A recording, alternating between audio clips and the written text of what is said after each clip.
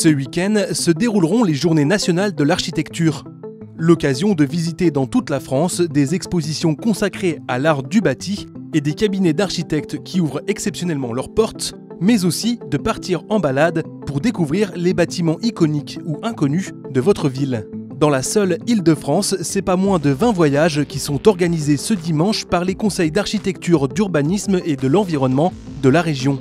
Donc chacun de ces voyages vous invite à décrypter en fait l'histoire et les fondements de l'architecture contemporaine et également des enjeux auxquels sont confrontés les territoires de l'Île-de-France.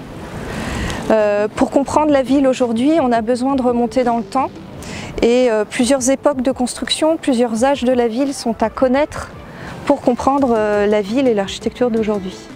Nous avons pu assister en avant-première à l'une de ces promenades pédagogiques en compagnie des guides qualifiés. Rendez-vous au parc de la Villette et c'est parti direction le port de Pantin en remontant le canal de l'Ourcq. La visite le long du canal de l'Ourcq, elle est représentative de ces 20 voyages parce qu'en fait elle consiste à aller à la découverte de grands témoins des transformations qu'ont subi plusieurs de ces territoires qui étaient très proches de Paris à l'origine, qui au départ sont des territoires ruraux et qui, alors là c'est avec la construction, la mise en eau du canal en 1820, qui va entraîner un grand bouleversement urbain, notamment avec l'implantation des industries. Et puis après, ce qui est intéressant, c'est de montrer comment finalement la vie urbaine elle peut se régénérer dans ces secteurs-là. Parce qu'en fait, tout le secteur du canal a été frappé par la désindustrialisation à partir de la moitié du XXe siècle. Et en ce début du XXIe siècle, la ville de Pantin a réinventé de nouvelles formes urbaines autour de ce canal. On y apprend par exemple comment les Grands Moulins sont devenus le siège d'une banque française après de conséquents aménagements architecturaux.